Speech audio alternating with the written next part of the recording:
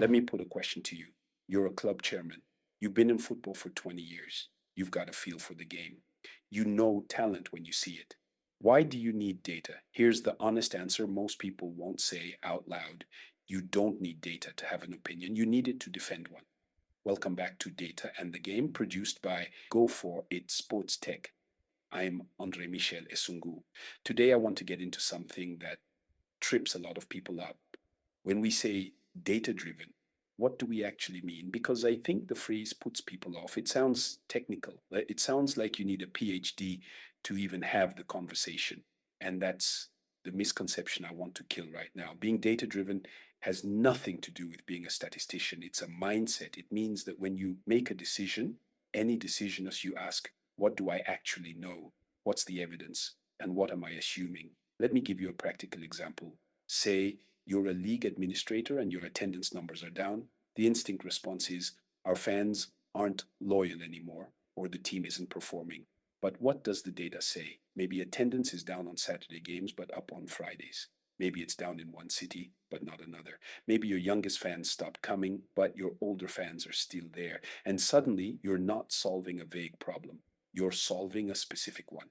Data turns things are bad into here's exactly where, and here's why, and here's what we can try. That's the power of it. Now, there's a spectrum here. Not every organization needs to be at the cutting edge. Think of it like a ladder. At the bottom rung, you're doing basic reporting. How many tickets did we sell? How many followers do we have? That's descriptive data. It tells you what happened. Most clubs in Africa are somewhere around there, and that's fine. It's a starting point. The next rung up is diagnostic. You start asking why. Why did ticket sales drop in March? The rung after that is predictive. Based on patterns, we're seeing what's likely to happen next. And at the top, prescriptive. The data is actually recommending what action to take. And here is the key point. You don't have to jump straight to the top.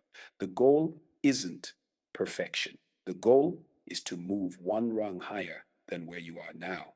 Even going from we track nothing to we track attendance by match and by venue. That changes the conversations you can have with sponsors, with investors, with your own board. There's also a cultural side to this. You can have all the data in the world, but if the coach doesn't trust it or the chairman ignores it, it's useless.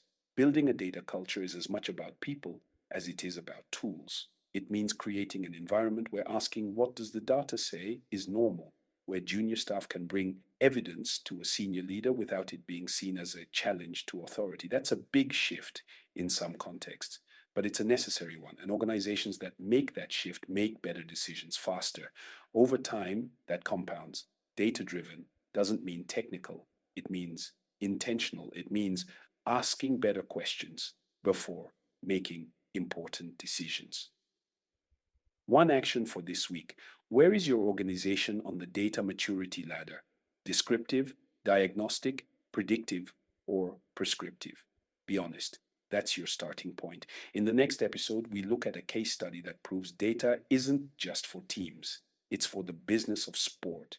We're examining how sports betting companies in Africa read their fans better than most clubs do, and what every federation can learn from that. Episode 3. See you there. Data and the Game is produced by Go4it Sports Tech, a Nairobi-based startup bringing technology to grassroots sports across Africa. Learn more and access resources at go4it.africa.